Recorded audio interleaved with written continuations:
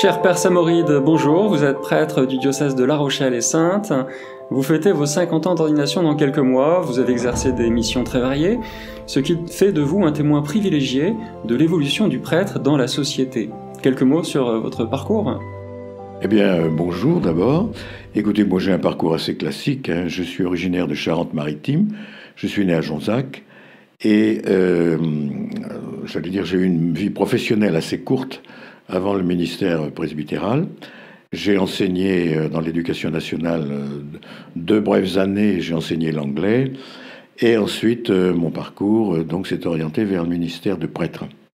Et maintenant, j'arrive à la retraite, c'est-à-dire que cela ne m'empêche pas de continuer, bien entendu, le ministère presbytéral dans cette belle île de Ré où je suis actuellement, mais je n'ai plus de responsabilité de paroisse. Voilà, mon parcours est finalement assez classique, il n'a rien de très très original.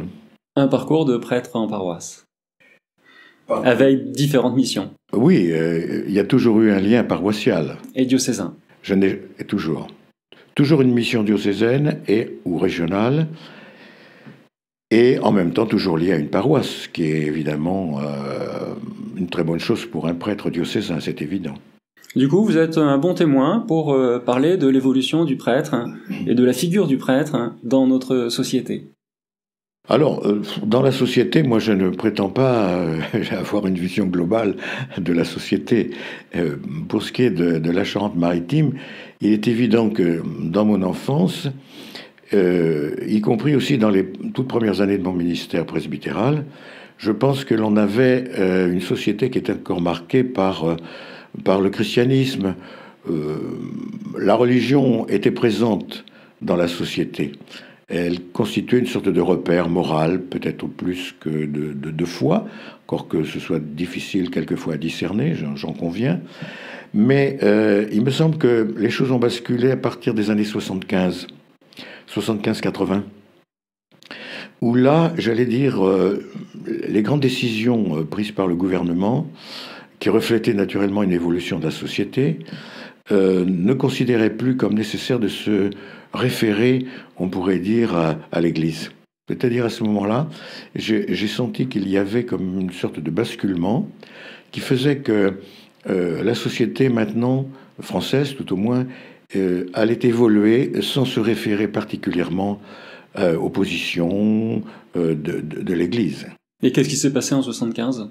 Eh bien, en 75, c'était le septennat de Giscard d'Estaing. Il y a eu la loi Veil, qui est une évolution considérable à partir de ce moment-là. Et là, l'Église n'a plus été consultée. L'Église n'a plus été consultée. Il y a une émancipation, on pourrait dire, de la société vers une société plus sécularisée, c'est-à-dire qu'il n'y avait plus beaucoup de références à une anthropologie marquée par le christianisme. Et cela s'est accentué depuis, me semble-t-il, oui, je pense. La loi Veil, c'était sur les questions de bioéthique ? Bien sûr. L'IVG, etc., oui. Oui. Mais c'est un marqueur, si vous voulez, que je considère comme un élément à peu près dans l'évolution de la société, allant de plus en plus vers une sécularisation, hormis toute référence transcendante. La société n'en a plus besoin, voilà. Je vais vous citer un petit exemple. Tiens, il y a peu de temps, j'étais dans ce qu'on appelle, dans une grande surface bien connue, que vous allez reconnaître certainement, je ne vais pas la citer. Il y avait un espace culturel. Et j'étais dans cet espace culturel particulièrement bien garni sur le plan des livres. En regardant toutes ces gondoles garnies de livres, mais il y en avait des centaines et des centaines. Et je me dis, tiens, c'est intéressant de voir la rubrique religion. Je vais donc bien trouver quelque chose sur les religions, parce que tous les éléments, on pourrait dire, de la vie d'un être humain, rien n'y échappe. Il y a une richesse extraordinaire. Et je cherche religion, et je ne trouve pas de rubrique religion. Alors j'ai cherché longtemps. Et tout d'un coup, je suis tombé sur la rubrique, très bien étiquetée, en gros caractères, bien-être, santé. Je m'arrête là, Et là, je vois beaucoup d'ouvrages sur le yoga et toutes les techniques aujourd'hui de méditation transcendantale, sur le bien-être de l'être humain, etc. Et en dessous, en plus petit, je vois spiritualité. Et alors, dans le rayon spiritualité, il y avait quelques livres religieux, mais c'était insignifiant par rapport à l'ensemble des ouvrages qui étaient présentés dans cet espace culturel. Et il y avait sur le christianisme, s'il y avait 4 petits livres, dont j'ai repéré le Missel des Dimanches 2023, par exemple. Donc, si on voulait se le procurer, on le pouvait. Il y en avait 2 ou 3 exemplaires. Le reste, c'est sur le bouddhisme, des choses assez intéressantes, j'allais dire.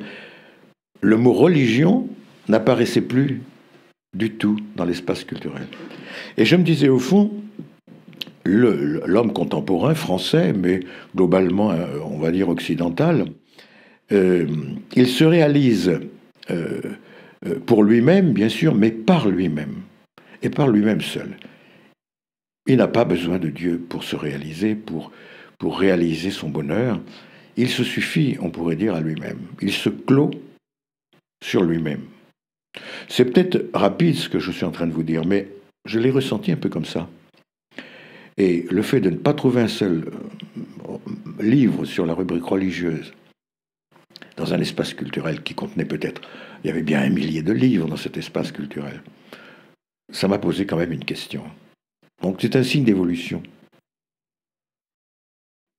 Donc nous ne sommes plus la seule autorité religieuse de référence, nous sommes une autorité religieuse, si tant est que nous le soyons encore, pour la société, parmi d'autres autorités religieuses.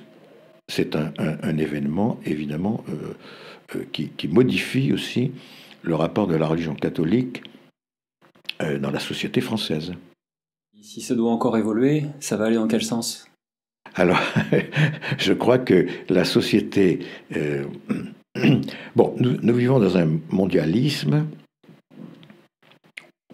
bon, un peu néolibéral actuellement, qui viserait peut-être à une espèce d'universalisme indifférencié.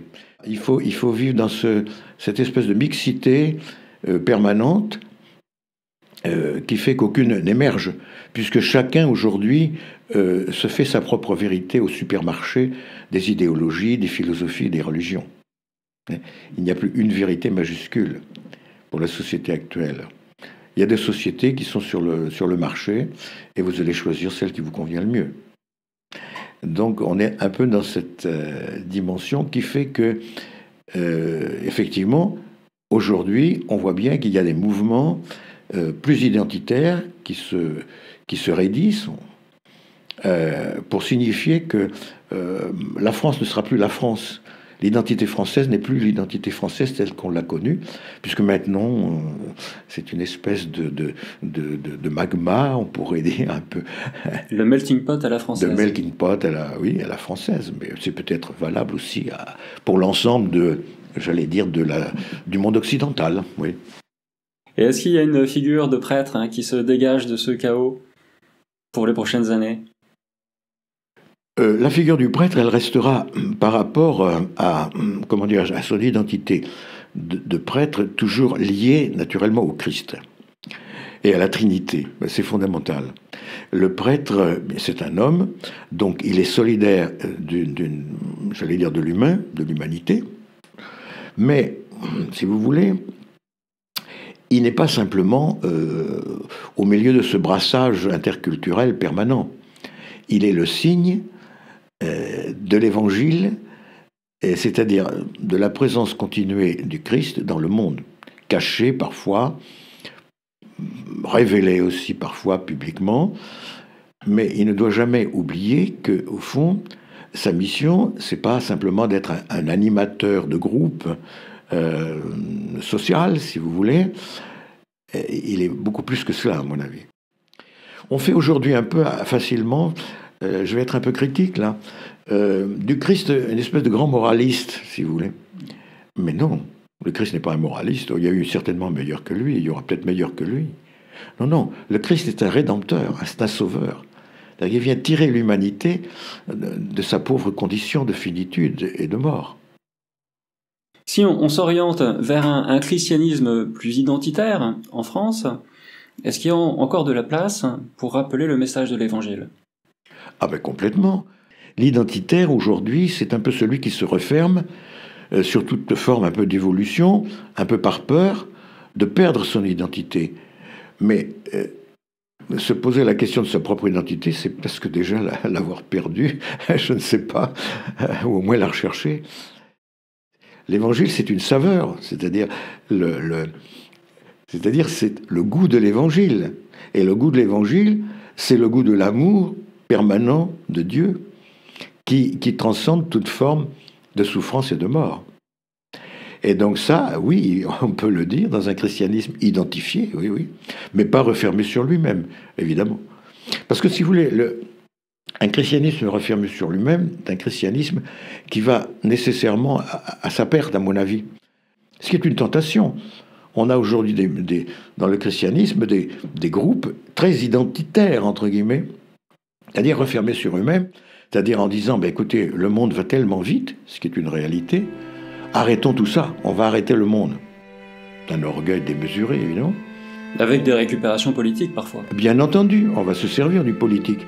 Et à ce moment-là, on ne fait que répéter, si vous voulez, le rite, comme si c'était le rite qui nous sauvait. Non, le rite ne nous sauve pas. Alors, ces mouvements identitaires, c'est la répétition de ce qu'on a vécu dans l'enfance et dans ce qu'on a vécu dans les siècles précédents. Alors, il faut s'habiller comme autrefois, il faut dire les formules d'autrefois, il faut changer le langage d'autrefois.